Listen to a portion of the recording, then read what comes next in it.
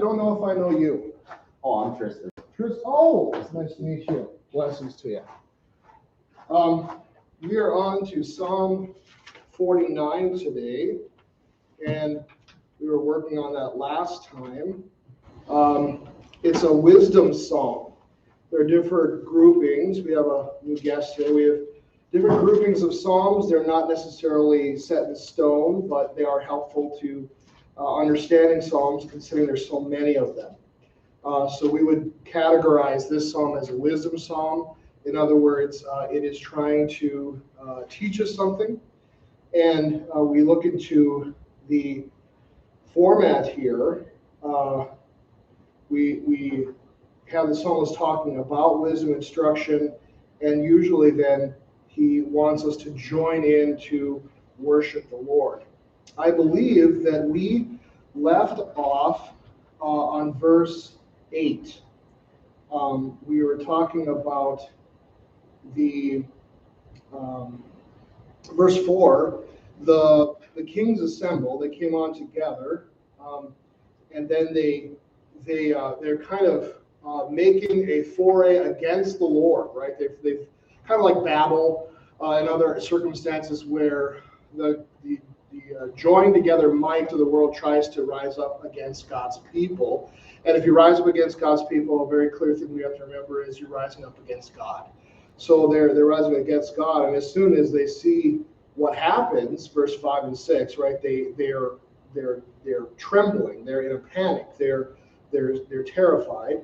And the ships of Tarshish would have been the best ships of the day. We're on verse 7 of Psalm 48. Excuse me, not Psalm 49. What did I say? Yeah, Psalm 48. I said 49. Did I say 49? Yeah, we were like verse 13, I thought. Oh, that's right. Yes. Okay. That's where we left off? I must be 2 weeks behind here. Okay. Yes, excuse me. So verse 13 of Psalm 49, that's where we'll pick up.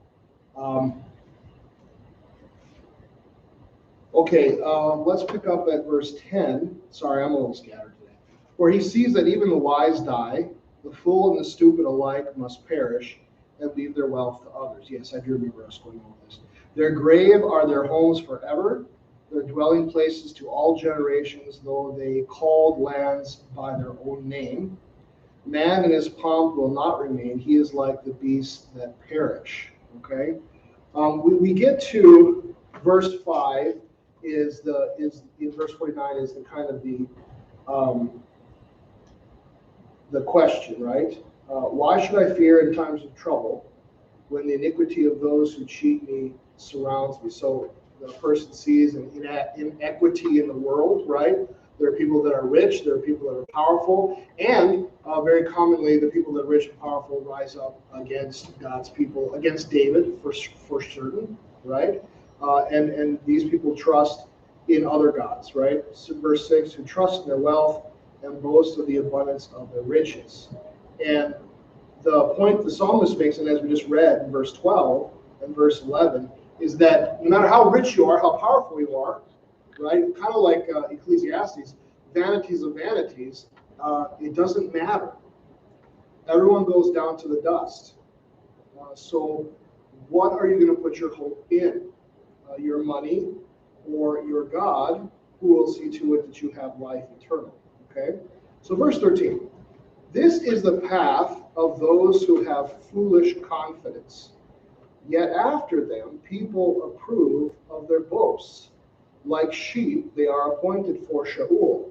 Death shall be their shepherd, and the upright shall rule over them in the morning.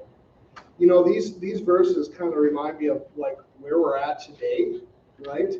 A guy like Tim Cook, or not Tim Cook, the founder of Apple, or not the founder of Apple, but the front man. That's Tim Cook. What's that? It's Tim Cook. Mm-hmm. Tim Cook. No, I'm thinking of the first guy. Jobs. Steve Jobs. Noted, which is ironic, by the way. Steve Jobs was an LCS Lutheran. Did you know that? When he was a kid. Yeah.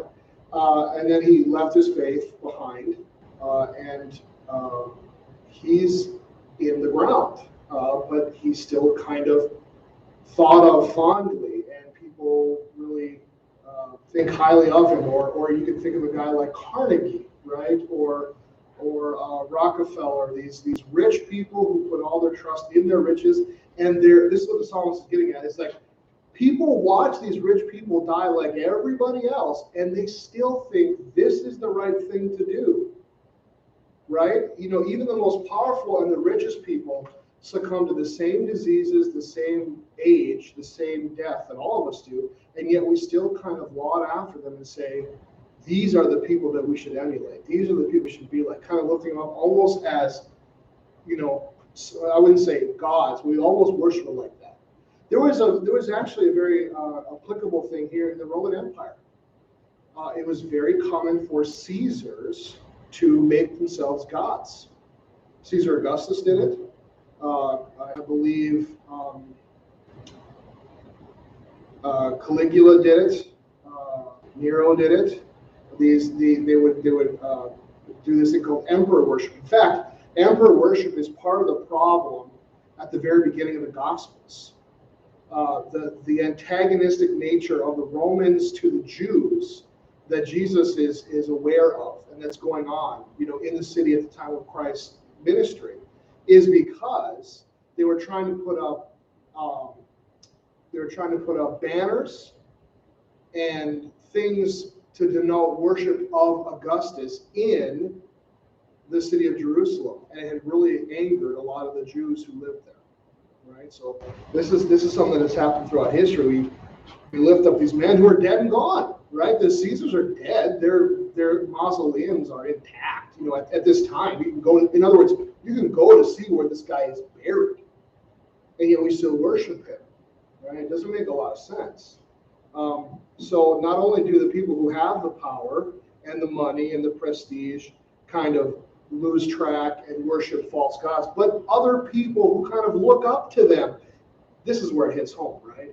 We have this celebrity and cult culture, and the weirdest thing is now with like TikTok and YouTube, not so much anymore, but more like TikTok, more like Instagram.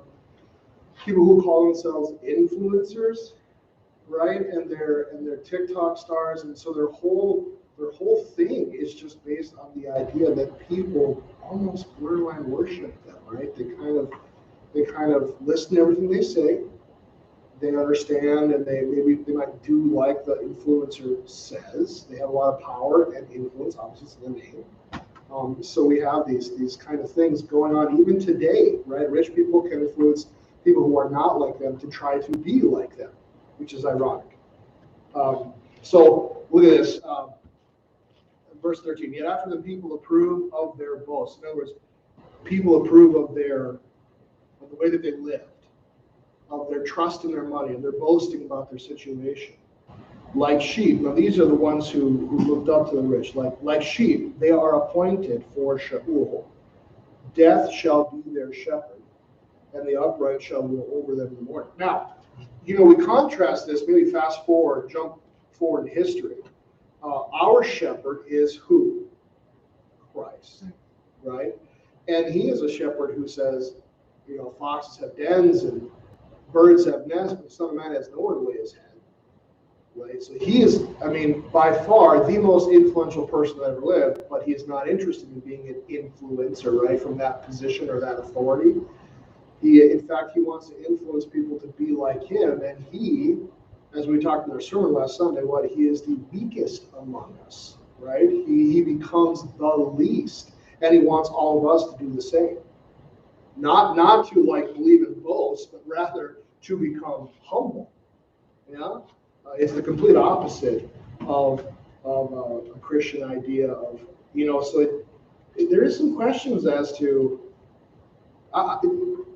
As I've gotten older, I question every year more and more why I have a smartphone at all. Sometimes I wish I could go into my office and do all of my work without a computer, just with paper and pen and books. But it's getting hard to do that nowadays. There's just so many things that can be done online. But I don't know if those portholes, that's what it is, right? Your computer, your phone, your tablet, whatever that thing is, it's a porthole to that thing that's out there. And I'm not sure how great that is to have that thing being kind of ported into my life all the time, like having it dump all the stuff in here. I'm not sure how useful all that is sometimes. I really wonder. Like, I love reading news and information, but I don't know if it's worth it for all the rest of it, right? It's a question. And I could be being very, protectionist and whatever, but Well, I heard being simple. on the radio this morning where, and I know my nephew was that way when he went to West Point. He couldn't have use of his cell phone or anything for the first 6 or 8 weeks. And he could only get letters, handwritten letters, and he had to handwrite it back. Most people don't know how to write letters anymore. I haven't written a letter for ages, I know that. How did he feel coming out of that situation?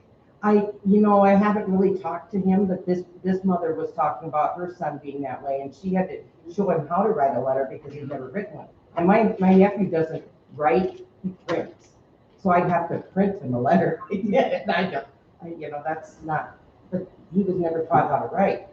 Have you? Written a letter. No, I mean, No, but she probably has to write, cursive. Yeah, Cursive. cursive, right. Oh, is it? Yeah. And see, in California, they never taught him that. I think they stopped teaching cursive in like the 2000s at some point. That's kind of sad. Yeah, it'll probably come back, things like that always do. So, just to talk a little bit about Shaul again, since we have a visitor. Shaul is the Hebrew understanding of hell. But Shaul is not our Christian understanding of hell. In other words, I think the main difference would be this, is that Shaul is never described in the Old Testament as being a place where there's active punishment happening. You know what I mean? Like all the kind of images that conjure up in our head when we think about hell, we think about people being punished or being tortured, right? Shaul is not that. Shaul is just a place where your body goes down to rest.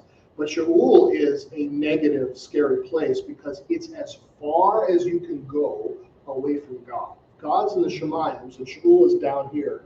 And being far away from God is torture. Does that make sense? Mm-hmm. Right? So it's not like they're that much different. It's just that there's this active sense versus a more, I wouldn't say passive sense, but just kind of, for lack of a better word, inactive sense. You're just kind of there. You know what I mean? Jesus fleshes this out as he talks in Matthew and in Mark. In the Gospels, we get a clearer understanding of what hell actually is, mostly because of his teaching to us. So he says there'll be weeping and gnashing of teeth. There'll be a place where the fire, he talks about Gehenna being a place where fire never ends, things like that. But all that stuff we get from Christ himself. We don't really get from the Old Testament. It's kind of strange in that sense. So Shaul can be at times thought of as like a hell-like place, or at times can just be thought of as a place, it's like a freeze locker. You're kind of going down there, but you're going to come out of there kind of idea. It's almost like going into the ground to someday be resurrected and come out of the ground.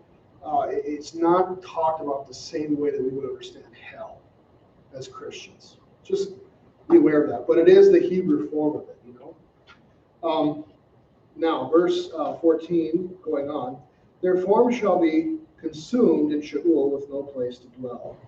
But God will ransom my soul from the power of Sheol, for he will receive me. So here's the interesting thing, is that the psalmist, who we can assume is a Christian, he has every understanding that he's going to go down into Sheol. Does that make sense?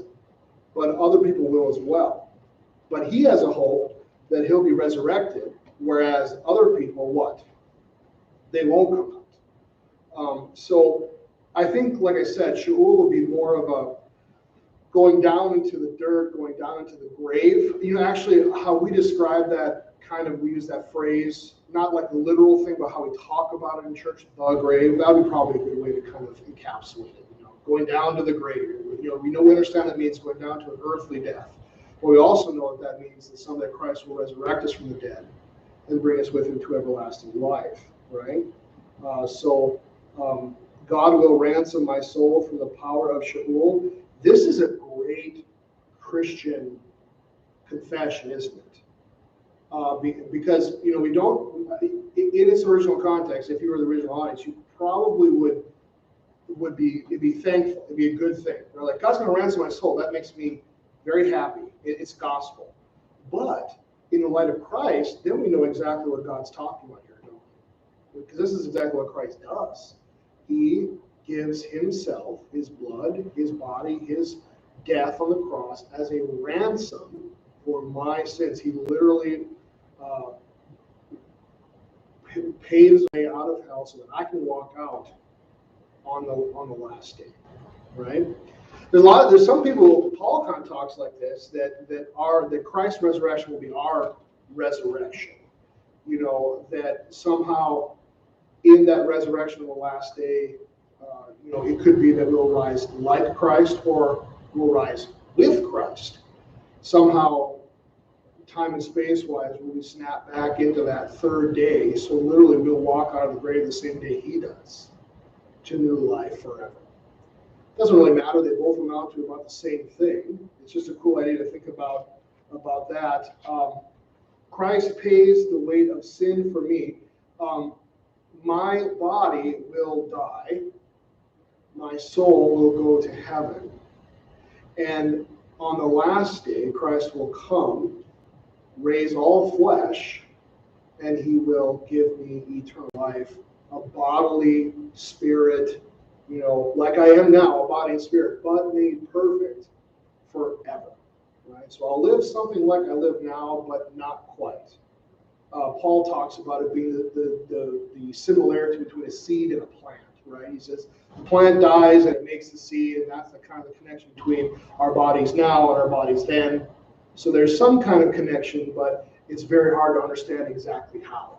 You know, because when you look at a seed, you don't think of various plants, do you? I mean, you could look at a mustard seed, you wouldn't think that this is going to be a 6-foot tall plant. You could look at a grain seed and not think it's going to be, you know, a 3-foot, or a corn, you know, you see what I'm saying? Like, so in other words, what will we look like? Will it be exactly like we look like now? I don't think so, right? Because Paul says, you know, some of you ask what a resurrection will look like, and he laughs at the notion. He's like, you foolish Corinthians, right? And then he kind of does his best to explain it, but I don't think even Paul understands what we'll look like in the new heavens and the new earth. I have some notions, but I don't know for certain. It's nice to think about, though, because quite frankly, I kind of like living in my body. It's all I've ever known. I'm not sure I know how to live as a spirit because I've never done it before. I think I'd like to live in my body for all eternity, except not to have to deal with, you know, plantar fasciitis and love handles and glasses. Yes, Bonnie, and losing my sense of smell and taste because of COVID. I mean, the list goes on, right? Living in your body is pretty great when the effects of sin are done away with. There's some really wonderful. I remember training for a marathon, and about 3/4 of the way in, I really, really loved running. I know it sounds crazy to say, but I mean, it felt good. You know, using my muscles and going faster than you normally go, and just seeing the things go by and the wind in your face, and there's something wonderful about it. Using your body, and I'm sure all of you can think of similar things where you've used your body and you've really enjoyed it. And maybe even you've gotten to the point where you can't do those things when you miss it, right? So there's a great article right now actually on CPH was talking about the movement in the divine service. The standing and the sitting and the kneeling is all intentional, right? To have us engage our bodies in worship as well, right? And so we're actually like using our bodies to communicate things to God and for God to communicate things to us. You probably never thought of that. I kind of wish we had kneelers because there's places where kneeling is appropriate, and some people get all bent out of shape like, oh, this is Catholic. It's not Catholic, right? Kneeling is just a sense of reverence and respect, and it's nice at times to be able to do it. You know, you want to be able to do it, and even, you know, on Good Friday, there is a rubric in the altar book upstairs where a pastor can lay completely prostrate on the floor in front of the cross. Like face down, the whole thing, right? Which is an ancient thing. But I wish we could get past like some of the stereotypes to these things and get behind them and realize this has nothing to do with that. It has everything to do with like, I want to somehow show a difference between normal Sundays and Good Friday. I want to somehow show that I am absolutely in awe of what Christ has done for me on the cross, right? Does that make sense? Like that would be my desire to do it. It had nothing to do with rite or ritual. It's just I've always been kind of I spent some time acting in high school, so I've always been a guy who wants to incorporate the movement in the body into what we do as people, right? So, verse 16, going on then. Be not afraid when a man becomes rich. So we got to go all the way back to verse 5, right? Why should I fear in times of trouble when the iniquity of those who cheat me surrounds me? And the psalmist's answer is what? Verse 16. Be not afraid when a man becomes rich, when the glory of his house increases. For when he dies, he will carry nothing away. His glory will not go down after him.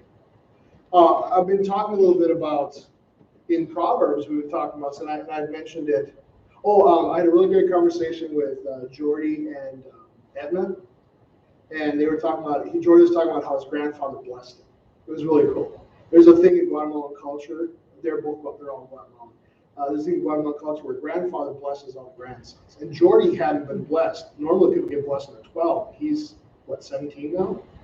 I think? 17, 18? Somewhere there. He's a senior in high school this year. I think he's either 17 or 18. And so he's a little late to the game. So it's a very emotional thing, because his grandfather was, I think to a certain extent probably worried, will I see him before I die and give him his blessing? It's almost like Jacob kind of stuff. It's great, right? It really is. It's a wonderful story. And so his grandfather gave this really good blessing about being a man of God and serving God and all this kind of stuff. And then he says, and very he tags on, and may have much riches. And I asked him, did he say riches or did he say money? And Joey's like, he said dinero. He meant money. I was like, because a guy can be rich and still not have a lot of money, right? And we've all known people like this. You can be rich in children. You can be rich in the scriptures. You can be rich in faith. You can be rich in hope, right? In joy. You can be rich in a relationship, right? Perhaps maybe you don't have kids, but you're married. And the person you're married to loves you, and you love him or her very, very much. And I don't mean to poke Bonnie, but you were blessed with a really loving husband, right? You were rich. You are rich still, right? I mean, there's lots of ways to be rich. It doesn't have to be monetarily. So I've just been thinking about this a lot. People may get money, people may get power and possession, and sometimes we, as Christians who are also part of this country, right? So we have to admit that all of America's best and worst things rub off on us. We're neck deep in our culture, right? So we have these biases, right? And we expect that we're going to have enough money for a house, or we're going to have enough money for a car, we're going to have enough money for a lot of different things. We almost start to think that we're owed these things because we're Americans, right? That gets in our head. And that's not what God ever promised us. God didn't promise us these things. God promised us forgiveness, salvation, and eternal life. Now, the rest of the stuff he may give, either in abundance or not. And I've been wonderfully blessed with children, with a wonderful wife, with a home, with 2 vehicles to get around. I mean, the list goes on. I've been blessed, no doubt about it. But God doesn't promise these things. So I go back to, I was talking to the confirmation kids last night. Is when we've spent a couple thousand years in eternity with Christ, with perfect bodies, and doing wonderful, perfect things, and knowing joy like we can't even imagine it, and feeling loved like we've never been loved before, I think no matter how poor or how downtrodden we might have been in these few years we lived on earth, they will pale in comparison to that treasure that's laying there for us. And the most amazing thing is, too, is that this treasure is free. I mean, it is the greatest treasure. It is the greatest treasure mankind has ever known. And it's free. And God doesn't ask a lot. He wants you to come and hear his word, receive his gifts, maybe share that good news with someone else. He doesn't ask a lot. I sometimes it amazes me how people can get angry with God, can be so angry at him, you know. And well, actually, it shouldn't amaze me. People get angry at God because their concepts of eternity are so small that when they put them on the scale and they weigh it against the suffering that people go through, they think that it's worse. You see. But that's the problem, is that their understanding of God and their understanding of eternity they put in this box, and they aren't big enough. Whatever. So here's a thought exercise, okay? Take 5 seconds. Close your eyes. Okay? Imagine to yourself what eternity is like with Christ. Okay? Open your eyes. It's better than that. We could do this exercise all day long. It would always be better than that, right? The minute you try to codify and say it's going to be this, you put it in the box, you've made it a thing, and it's going to be greater than that. The minute you codify Christ or God and say this is what he is, now you put him in a box, but he has to be more than that. He is more than that, right? There is no way that our sufferings could ever be worse than what he has in store for us. It's wonderful. So we should not care, even when deceitful, terrible people have power over us or even have riches beyond compare. It should not bother us. Now, I won't lie to you, it bothers me. I wish it didn't, but it does. But it shouldn't. It shouldn't bother us because we have riches beyond compare. Right? That's what the psalmist is trying to get at. We'll go again. 16. Be not afraid when a man becomes rich, when the glory of his house increases. For when he dies, he will carry nothing away. His glory will not go down after him. For though while he lives, he counts himself blessed, and though you get praise when you do well for yourself, his soul will go to the generation of his fathers, who will never again see light. Man in his pomp, yet without understanding, is like the beasts that perish. So he basically quotes verse 5? No, he quotes verse 12. He quotes verse 12 almost in its entirety, right? Man in his pomp, yet without understanding, is like the beasts that perish. You know, Jesus told a parable about the man who built 2 barns, right? He had an overwhelming harvest, and then he says, I'm going to build another barn. I'm going to build bigger barns to hold on my harvest and then retire and live it up, enjoy the good life. And then the very next day, he dies. Like his life is taken from him. And the Lord Jesus Christ says, you fool, right? Why weren't you preparing for what was to come as opposed to just being happy with what you have now? So I would be curious, do you guys have any thoughts about any of this that we talked about up to this point? Well, I have a couple more things to talk about in terms of how we would make a modern interpretation in terms of being Christian now as opposed to an ancient Jewish one. Anyone have any comments or thoughts?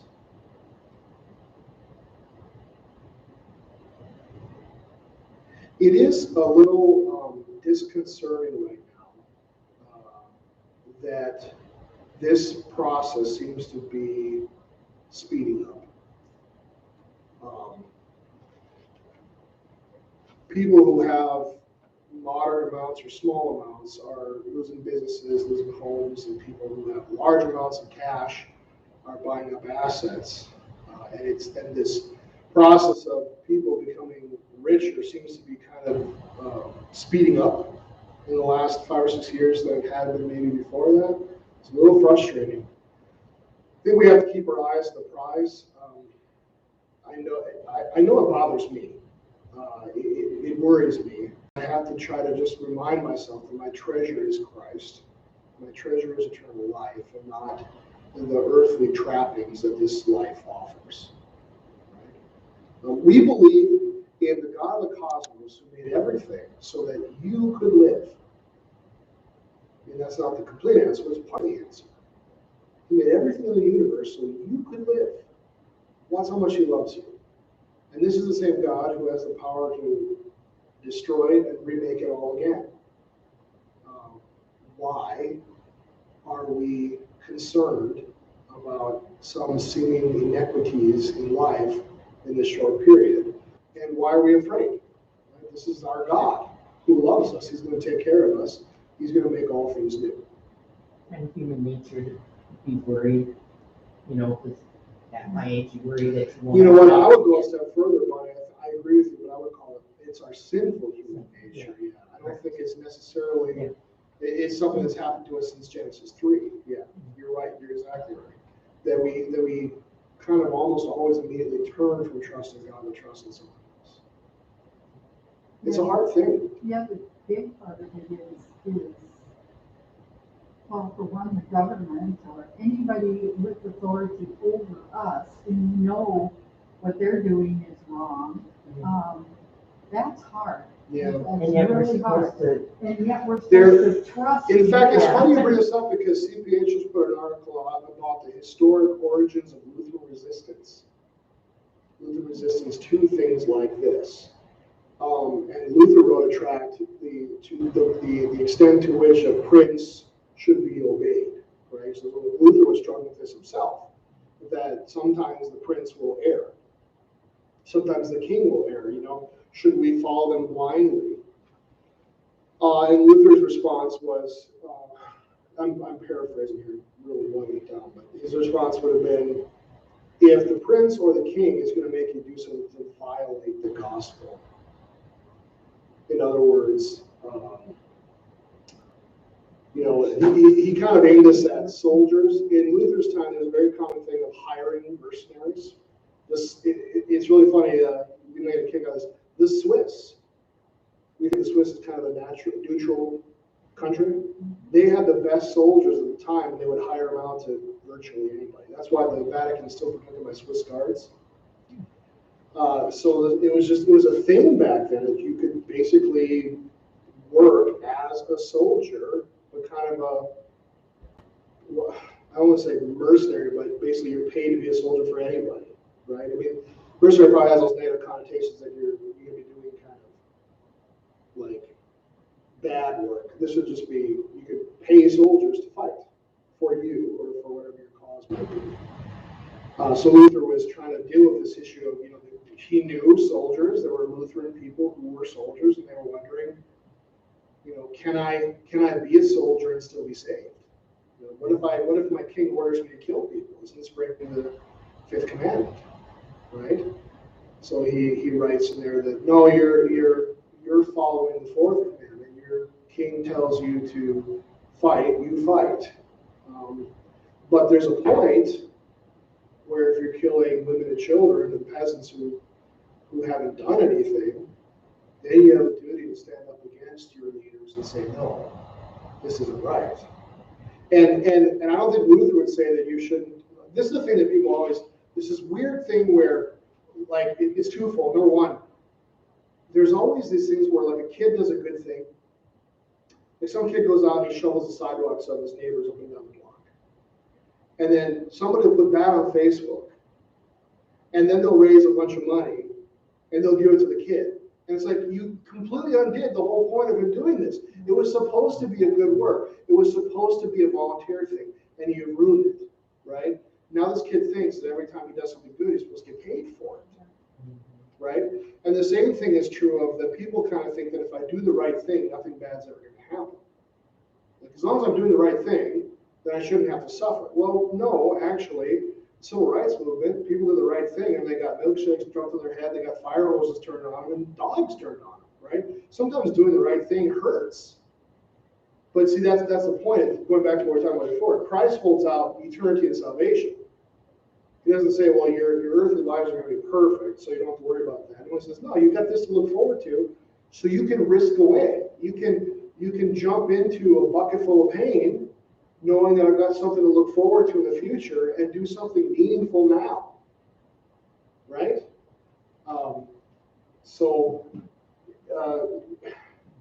We can't be afraid of doing the right thing, even if it means you might have to suffer a little bit, right? And so if your king is doing something terrible and you're resisting, you better be ready for the consequences of resisting the king. You might get killed for it, but you got to stand up and do the right thing, always. Yeah. Good question, though. Good question. I struggle with this too. I think it's our responsibility to pray for our leaders always. I always pray that God's wisdom, that God might work through them, that He might give them wisdom, and that He might help them to rule in righteousness. That's what I always pray for. For every ruler that I've ever had, as a pastor. So I think that's across the board. You know what I mean? Across the political party. I don't want to get too caught up in politics. Even our church leaders, you want to pray for them. Yeah, that's a good need point your too. prayer You're more right. than- Even if maybe you don't think they're doing the right thing, Yeah. you would pray the same thing for them too. You're exactly right, Mark. And we have. I think the thing that is universal that we could both agree on, maybe across political parties, would be the one thing that shouldn't happen is the amount of greed, avarice, and graft. Right? You shouldn't go into office as a moderately wealthy person to come out of office as a really, really, really wealthy person, right? That shouldn't happen. And I think we should all be able to agree on that. That is not why you're called upon to lead, is to make yourself rich. It's to take care of people.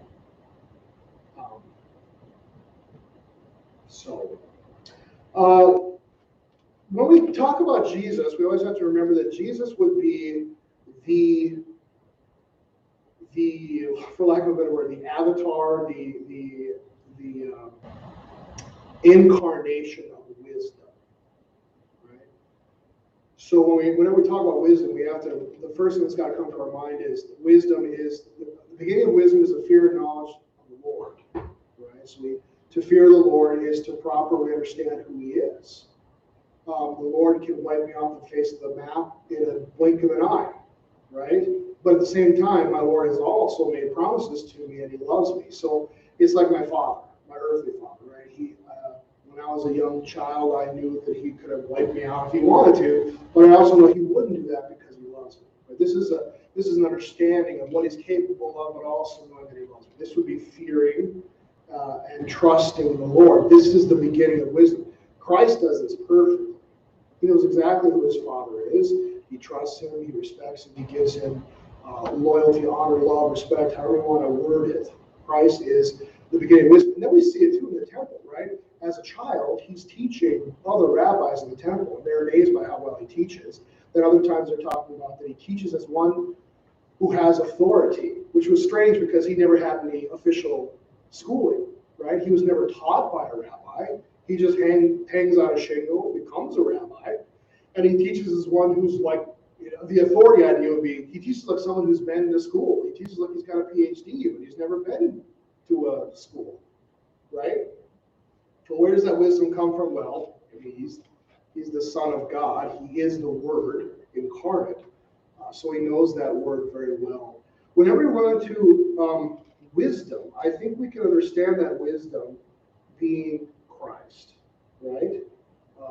That He is the epitome of wisdom, and so we want our possession to be, if we want to value wisdom, we want to value Christ, and which is, a lot of people wouldn't necessarily hold Christ's teaching up as to be the idea of wisdom. Wisdom itself as a term has gotten so convoluted because of like Eastern religion, Confucianism, and Buddhism, and then also Platonism, right? Plato and all these things. So we have this really stilted idea of what wisdom is, right? It's going up to the mountain, meeting the yogi or something like that. Whereas Christ, He says things like, I tell you the truth, if you look at another woman, you have committed adultery in your Or I tell you, if you call someone you fool, you've committed murder. Now, a lot of people who claim to be wise would say, well, it's not adultery to look at someone. It's not murder to say someone's dumb or hate them. And I would say that actually isn't wisdom. Because if you act that out long enough, you take the restrictor plate off of society, the reins off society, we do whatever we want. And that's kind of where we are right now. Right? We can't call anything evil anymore, even though it is. It definitely is. But the only thing that we can call evil anymore is pedophilia and sex trafficking. And even that is they're trying to make a case that pedophilia is natural too. Okay? This is judges all over again, right? Everyone does what's right in their own eyes. And they don't pay attention to God's law at all anymore. And we were talking about this actually, we were in God's, probably why it's fresh in my mind. We were talking about the commandments, the first commandment yesterday in confirmation. And what is God's law? But it is his love to us. It may not seem like we as children, we kind of want to shake off any kind of wisdom or law from God because it chafes against our shoulders. We don't like it. It's like a noose or a set of a bridle in our mouth, right? But I told the kids last night, I asked them a question, the blind man's walking towards a cliff, and you don't say anything, is that love? No, it isn't. It's not love. In fact, you're endangering his life, possibly killing him. We would call that manslaughter, right? Or at least involuntary manslaughter. So, not telling people God's law, not making them prepared for the judgment that is to come, is tantamount to the same thing. God gives you his law because he loves you. He wants you to be prepared for the end that is to come. And in a very practical way in life, too. Think of a community that doesn't become, now this is the problem, is that every community that's tried this has become overly works righteousness, right? But think of a community that tries their best to live by the Ten Commandments. Is that a community in anarchy and chaos, or is that probably a pretty pleasant community? It's probably a pretty pleasant community because they're watching out for each other's needs. They're not encroaching on their possessions or their body, and they're honoring their leaders, right? They're honoring their spouses. This is probably a fairly model, good, pleasant, nice human community.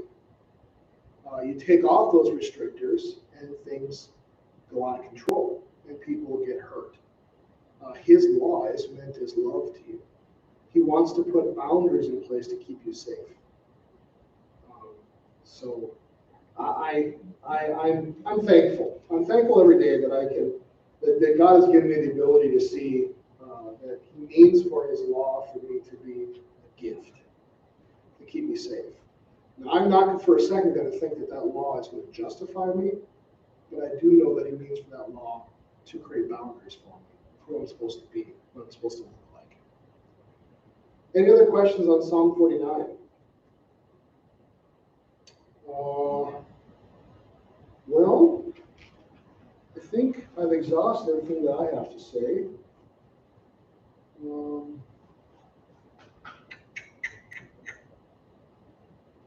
Yeah.